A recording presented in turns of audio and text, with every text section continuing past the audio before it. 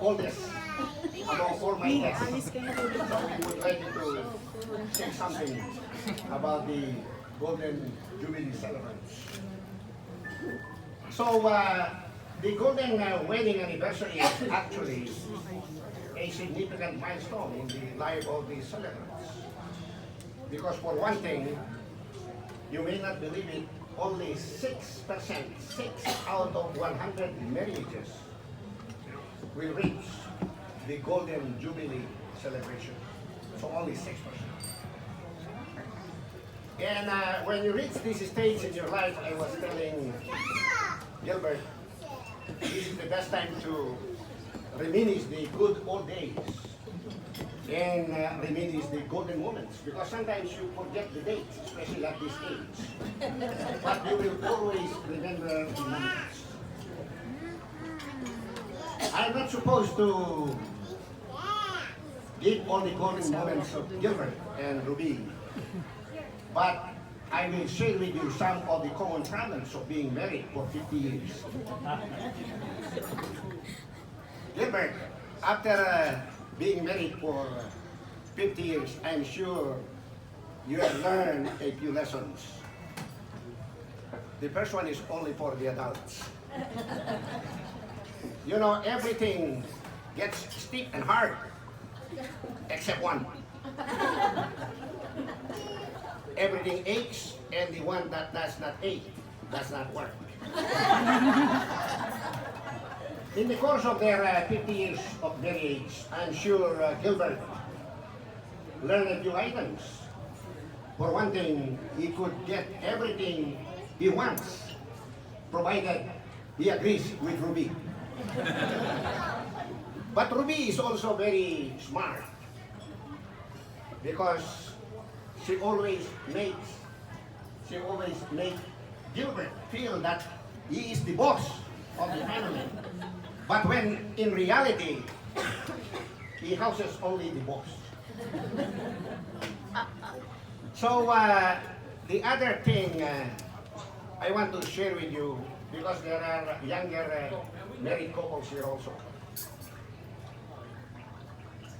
They say, if your wife is not in the mood, for one reason or another, it's best that you have to calm her down. And if you cannot give her words of comfort, the best thing to do, Gilbert, is to shut your mouth. Because there is a Chinese philosopher who gave us the advice: more talk, more mistakes. Less talk, less mistakes. No talk, no mistakes. Did you? But on a more serious note, let me tell you that the classical Catholic definition of marriage in the Philippines, it is the union between the husband and wife, wherein independence is equal, the dependence is mutual, and the obligation reciprocal. You know, when you get married, sometimes they ask you what is the secret of keeping the marriage intact.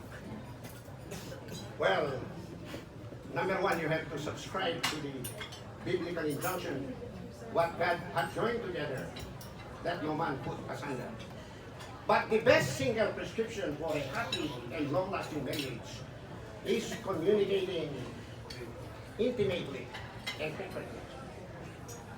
Because it is those little moments of trying to keep each other that will keep the couple in love over time. Actually, Gilbert, I didn't know Gilbert because he came from New York and he wanted to practice in Livonia. So, in the later part, I think it was 1979 or early 1980, Gilbert happened to drop by my office, and in fact I was reading some x-rays at that time, you know, and I told Gilbert, what can I help you?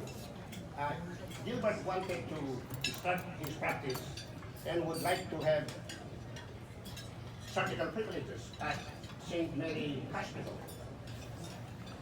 And I told Gilbert, I encouraged him because, for one thing, that was the golden age in medicine. They needed a young surgeon. So I said that you will be a great addition as a new kid in the block. And needless to say, 3 years later, my God, his practice skyrocketed. The practice of Gilbert rose exponentially.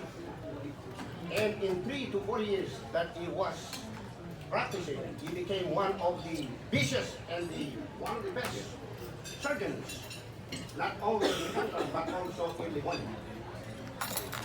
In fact, I've been in practice for 40 years, and 90% of my patients were referred to Gilbert for general surgery. And it is not an exaggeration for me to tell you that I never had a single mortality. There was nobody who died.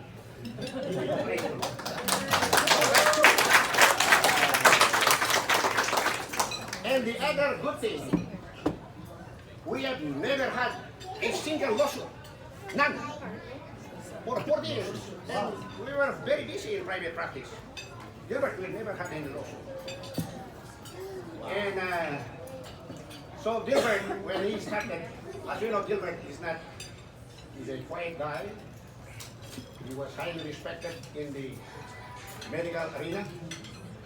He was appointed initially as the chief of surgery at St. Mary, and later on he was elected. And nobody dared to challenge Gilbert. And he was the head of the surgical department for almost 20 years, I think, Gilbert. 20 years. And actually, I was forced to retire in 2014. And Gilbert was still the chief of surgery until he retired in 2016. He was also the chief of staff at St. Mary. We were both the chief of staff, Gilbert. And you will not believe, it is not an exaggeration also to tell Yara, sit ka sa chair that mo. by the judgment of all the medical doctors at St. Mary, Liam. those were the two Pilay mo yung kanin, kuya. Please be careful, these are hot plates. they ever had since the inception Pilay mo of the yung kanin, hospital. kuya. Salmon? That's why at the end of the term of Gilbert, we had the annual dinner dance at the Ritz-Carlton.